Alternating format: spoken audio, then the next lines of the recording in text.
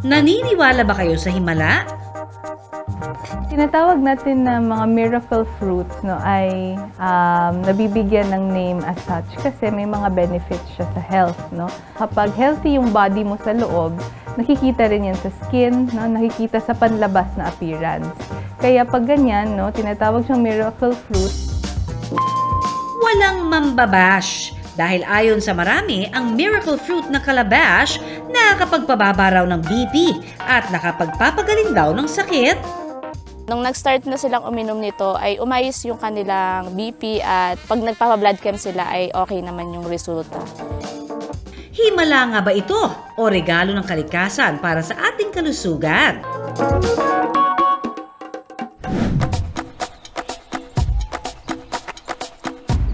Hitik sa bunga all year round. Hindi lang yan himala dahil hitik din daw ang prutas na ito sa benepisyo. Kaya nga raw, ang pamilya ni Luri mula sa Oriental Mindoro, 5 taon nang may tanim nito.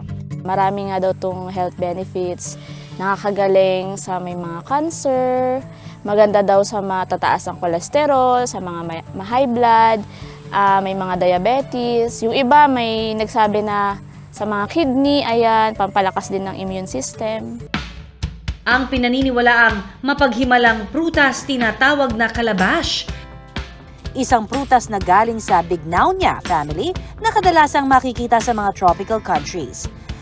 One time nag-visit kami sa isang farm dito, tapos na-amaze kami kasi sobrang daming bunga. Nakita namin yung puno nito at sobrang daming bunga tapos ang lalaki. Tapos nung tinanong namin kung ano yung punong yon, miracle fruit nga daw yon. At ayun, bumili kami ng punong yon. Mas kilala siya sa tawag na bottle gourd. Pag niluluto siya actually, binoboil na walang salt, it can provide actually dietary fiber, vitamin C, and other minerals tulad ng calcium.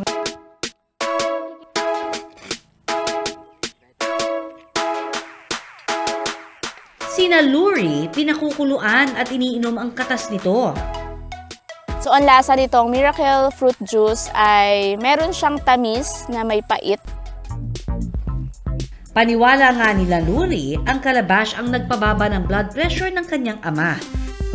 Dito sa amin, iniinom to ng magulang ko kasi dati nagtataas yung cholesterol nila, yung BP. At nung nag-start na silang uminom nito ay umayos yung kanilang BP. Pag blood pressure, ang pinaka-culprit kasi ng pagtaas ng blood pressure is salt. Kaya ina-advise natin yung mga pasyente natin na iwasang kumain ng maraming salt or maasin na pagkain. May recommended salt lang yun. So if we substitute those foods na rich in salt with something na calabash, lulutuin natin or buboil natin, mas helpful kasi it reduces the amount of salt na pwede nating ma-intake sa katawan natin. Paniniwala rin ng marami, mainam ang calabash para sa ating gut health o digestion. Dok, totoo ba?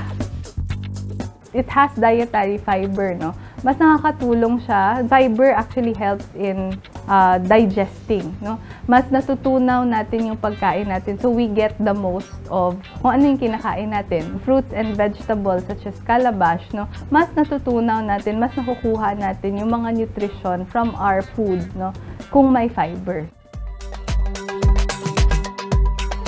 Pero hindi lang yan dahil ang iba ginagamit din daw itong skincare dahil may anti-aging properties daw ito. Dok, totoo ba?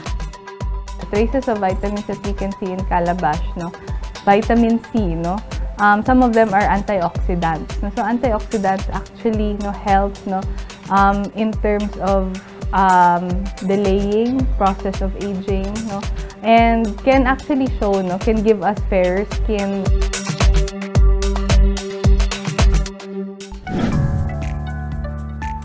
Ang mga prutas sa bakuran hindi lang basta panghain sa mesa dahil ang iba may dalang benepisyo sa kalusugan. Basta tandaan, anumang susubukan, siguraduhing ligtas at ugaliing ikonsulta.